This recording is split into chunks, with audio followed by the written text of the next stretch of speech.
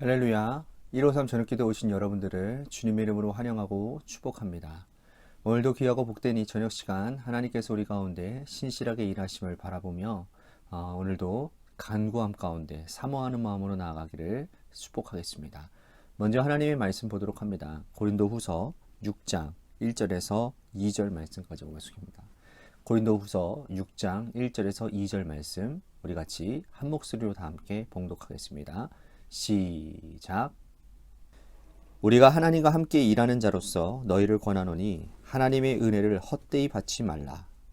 이르시되 내가 은혜 베풀 때에 너희에게 듣고 구원의 날에 너를 도왔다 하셨으니 보라 지금은 은혜 받을 만한 때요 보라 지금은 구원의 날이로다. 아멘. 연예인들이요 자기 분야에서 인기를 얻은 후에 정치에 입문하는 경우들이 간혹 있습니다. 요즘에 선거운동에 스포츠 선수들이 이렇게 비대위원 후보로 간다든지 아니면 이렇게 같이 후보랑 같이 이렇게 선거운동하는 모습들을 요즘 보지 않습니까? 드라마나 영화 또는 스포츠를 통해서 얼굴을 알렸기 때문에 상대적으로 이 정치에 입문하기가 수월한 것이죠. 그만큼 당선 가능성도 굉장히 높습니다. 하지만 이 드라마나 영화를 통해서 대중에게 보여준 그 모습은 그의 본 모습이 아닐 가능성이 굉장히 농후합니다.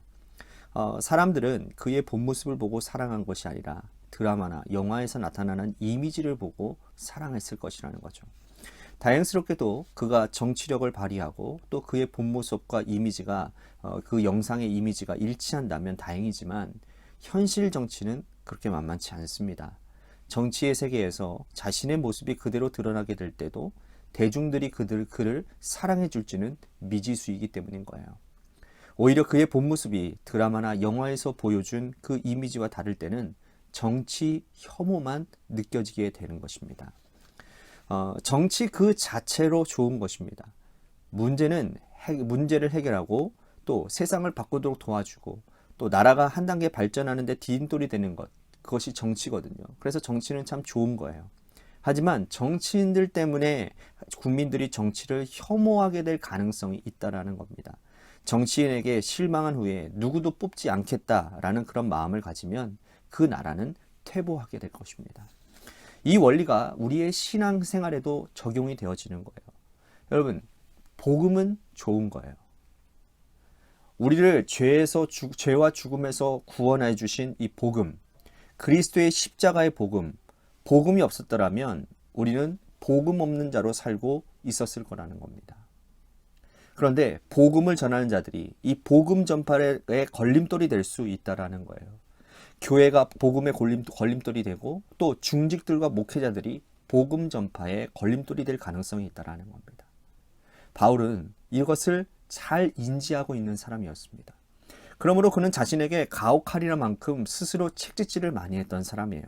사람들이 그의 본 모습을 보고 걸려 넘어지는 일이 없기를 바라면서 스스로 하나님 앞에서 자기 모습을 복종시키고 또 복음 전파를 위한 일꾼으로 애썼다라는 거죠.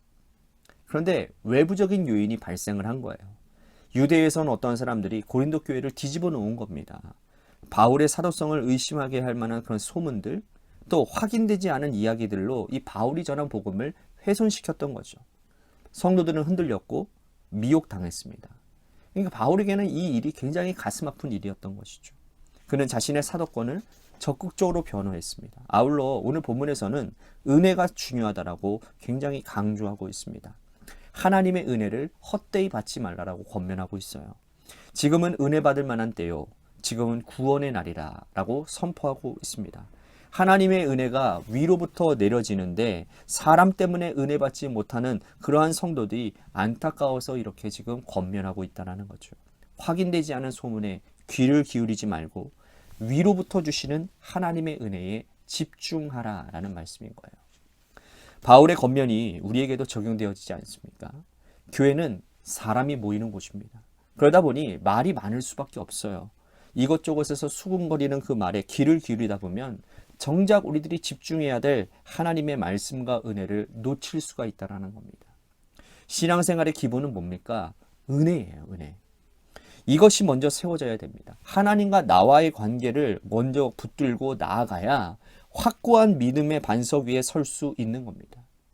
눈에 보이는 사람들과 그들이 쏟아내는 많은 정보들에 귀를 기울이고 마음을 빼앗기게 되면 받아야 될 은혜도 받지 못하게 될 수 있는 그러한 위험성에 빠지게 된다는 거죠.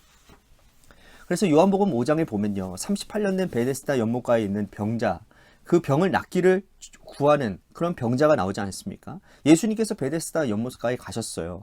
그 사람이 병에 오래된 줄 아셨습니다. 주님이 그에게 물어보세요. 생뚱맞은 질문입니다. 네가 낫고자 하느냐?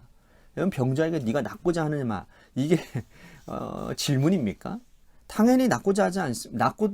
낫고자 합니다라고 얘기를 해야 되는데 이 병자는 더 뜬금없어요. 뭐라고 그러냐면 낫고 싶다라는 말이 아니라 사람들을 원망합니다. 물이 동할 때에 사람들이 먼저 들어간다는, 나를 모즈에 넣어줄 사람이 없어서 지금까지 내가 이 모양 이 꼴로 산다라는 거예요. 예수님께서 그의 눈앞에서 낫고자 하느냐라고 물어보시는데도 그는 은혜를 구하지 않아요. 여러분, 그의 모습이 우리의 모습 아니겠습니까? 여러분, 은혜를 먼저 사모하시기를 바랍니다. 하나님의 은혜는 매일 강같이 비가 같이 부어주는데 주변과 사람들을 보느라 은혜 받지 못했다면 여러분, 이보다도 더 큰 손해가 어디 있겠냐라는 거예요. 은혜 받는 일에 집중하시기를 바랍니다. 바울은 그가 어떻게 목회했는지를 아주 소상하게 밝히고 있어요. 비방받지 않게 하려고, 무엇이든지 아무에게나 꺼리낌이지 않게 하려고, 모든 일에 하나님의 일꾼으로 자천하여 많은 것들을 견디고 환난과 궁핍과 고난과 매맞음과 갇힘과 또한 난동과 수고로움과 자지 못함과 먹지 못함 가운데서도 내가 깨끗함과 지식과 오래 참음과 자비함과 성령의 감화로 거짓 없는 사랑과 진리의 말씀 하나님의 능력의 의의 무기로 내가 그것을 가지고 내가 지켰다라고 얘기를 합니다.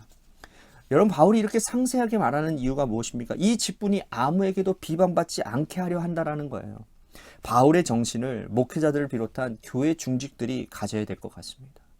우리의 삶이 성도들에게 걸림돌이 된다면 훗날 하나님의 심판대 앞에 서서 하나님 앞의 책망을 우리가 어떻게 감당해야 될까요? 바울은 이렇게 조심스럽게 또 수고로이 목회했음에도 불구하고 외부적인 요인으로 교회가 어려움을 겪었다는 것을 안타깝게 여겼습니다. 우리도 자신의 삶을 살피고 최선을 다해서 복음 전파에 걸림돌이 되지 않도록 노력해야 될 것입니다. 바울은 목회자인 우리가 마음을 열었으니 성도인 너희도 마음을 넓히라 라고 권면하고 있습니다. 상호 양자 간의 마음을 넓히자라고 권면하는 거예요. 목회자인 바울 입장에서 서운할 법도 하지 않습니까? 고린도 교회를 어떻게 목회를 했는데 진심을 몰라주고 외부에서 오는 사람들에게 미혹되어져서 교회를 혼란스럽게 하니 여러분, 서운할 법도 하지 않겠습니까? 바울을 비롯한 목회자들은 우리가 먼저 너희를 위하여 마음을 넓혔으니 너희도 이제 우리를 용납하고 마음을 넓히라고 권면하고 있는 거예요. 오해가 풀렸다면 마음을 넓혀서 교회를 새롭게 하자라고 권면하고 있는 거예요. 우리가 마음을 넓게 해야 될 이유는 바로 한 가지밖에 없습니다. 복음 때문이에요. 복음 전도를 위해서 좁은 마음을 넓혀 함께하는 그런 자들이 걸려 넘어지지 않도록 해야 된다는 거예요. 바울의 권면처럼 목회자와 성도들은 모두 복음 위에 굳게 서서 서로 마음을 넓혀서 복음 사역에 걸림돌이 되지 않는 그러한 믿음의 삶을, 그러한 사역들을 펼쳐 나아가야 될 줄로 믿습니다. 오늘 말씀 생각하면서 우리 같이 기도했으면 좋겠습니다. 복음을 위해서 자존심과 욕심을 모두 다 내려놓겠습니다. 위로부터 주시는 은혜가 우선임을 깨닫고 하나님의 은혜를 구하겠습니다. 우리 같이 말씀 생각하면서 기도했으면 좋겠습니다. 또한 우리 교회를 위해서 간절히 기도합니다.